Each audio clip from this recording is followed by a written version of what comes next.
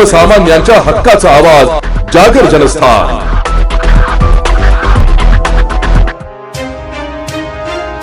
धुळे तालुक्यात 31 जुलै रोजी झालेल्या अतिवृष्टीमुळे बाधित झालेल्या शेतकरी व नागरिकांचे तात्काळ पंचनामे करून शासनाच्या आपत्ती व्यवस्थापनाच्या निकषानुसार भरपाई द्यावी अशी मागणी शिवसेना शिंदे गटाच्या वतीने जिल्हाधिकाऱ्यांना निवेदनाद्वारे करण्यात आली आहे।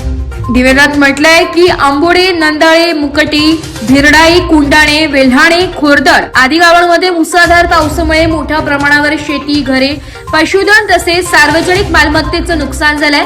आंबोडे गावातील सुमारे 200 ते 300 घरांमध्ये पुराचे पाणी शिरल्याने अनेक कुटुंबाचे संसार उघड्यावर आले असून अन्नधान्य, कपडे व जीवनावश्यक साहित्याचे मोठे नुकसान झाले।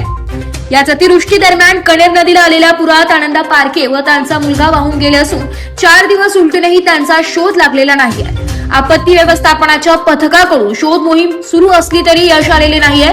त्यामुळे त्यांच्या कुटुंबाला शासनाच्या आपत्ती व्यवस्थापन धोरणानुसार तात्काळ आर्थिक मदत जाहीर करावी अशी मागणीही निवेदनात करण्यात आली आहे। अतिवृष्टीमुळे नदीकाठावरील शेतीचे माती वाहून गेल्याने पिकांचे मोठे नुकसान झाले असून अनेक शेतकऱ्यांच्या पशुधन व मालमत्तेचे नुकसान झाले आहे। त्यामुळे शासनाच्या नव्या निकषानुसार तातडीने पंचनामे करून भरीव आर्थिक मदत देण्याची मागणी करण्यात आली आहे। तसेच नंदाळे व मुकटी गावातील शेतकऱ्यांच्या शेताकडे जाणाऱ्या नदीवरील मोरी पूल पुराच्या पाण्याखाली वाहून गेल्याने संपर्क तुटलाय। त्यामुळे नुकसानग्रस्त पुलांच्या पुनर्बांधणीचा प्रस्ताव तातडीने मंजूर करून नवीन पूल उभारावेत अशी मागणी करण्यात आली आहे। या मागण्यांसंदर्भात शिवसेना शिंदे गटाच्या वतीने जिल्हाधिकाऱ्यांना निवेदन सादर करण्यात आले असून अतिवृष्टीग्रस्तांना तातडीने मदत देऊन दिलासा द्यावा अशी अपेक्षा व्यक्त करण्यात आली आहे। धुळे ग्रामीण धुळे तालुक्यात दिनांक 31 जुलै रोजी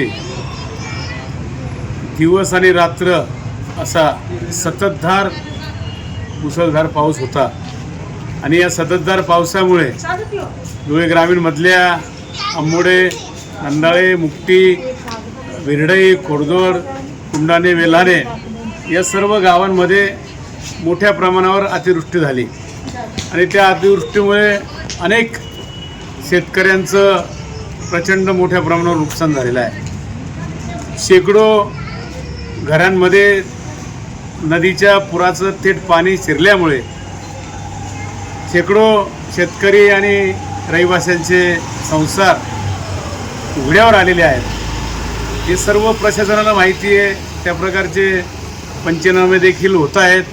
परंतु गेल्या 4 दिवसापासून आंबोडे गावातील आनंदा पारखे आणि त्याचा परिवार हे 4 लोक वाहून गेले होते। त्यापैकी 2 मुलं वाचवण्यात यश आलं।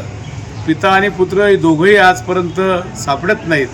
हे दोघंही पिता पुत्र 4 दिवसापासून नदीच्या पुराच्या पाण्यात वाहून गेल्यामुळे आपत्ती व्यवस्थापनचे पथक गेली 4 दिवस प्रयत्न करून देखील त्यांना ते मिळून आले, त्यांना यश आलेलं नाही आहे आणि म्हणून त्यांचे प्राण निश्चितपणे धोक्यात आले आणि म्हणून सर्व हा परिसर चिंतेत आहे आणि हा परिवार उद्ध्वस्त झालेला आहे आणि म्हणून अनेक लोकांच्या शेतजमिनीवरचे माती खरडून निघून गेल्यामुळे ती शेतजमीन निकामी झालेली आहे। अनेक पिकांचं नुकसान झालं आहे, पशुधनाचं नुकसान झालं आहे, अन्नधान्य त्यांचं पाण्यामध्ये भिजलं, वाहून गेलं, कपडे सर्व वाहून गेले। अशा प्रकारे सर्व या धुळे तालुक्यात या सदर गावांमध्ये मोठं नुकसान झालेलं आहे। या नुकसानाची ताबडतोब दखल घेऊन योग्य त्या प्रमाणात म्हणजे शासनाच्या नवीन धोरणानुसार आपत्ती व्यवस्थापनाचं नवीन धोरण 2 वर्षापासून सुरू आहे।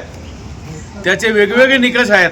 त्या निकषामध्ये जमिनीचा निकष वेगळा आहे, जीवितहानी झाली तो निकष वेगळा आहे, पशुधन हानी झाली त्याचा निकष वेगळा आहे। सर्व वेगवेगळे निकषांमध्ये पंचनामे करून तात्काळ ताबडतोब पंचनामे करून या लोकांना थेट मदत जाहीर झाली पाहिजे आणि म्हणून आम्ही अशा प्रकारचं निवेदन जिल्हाधिकाऱ्यांना दिलेलं आहे।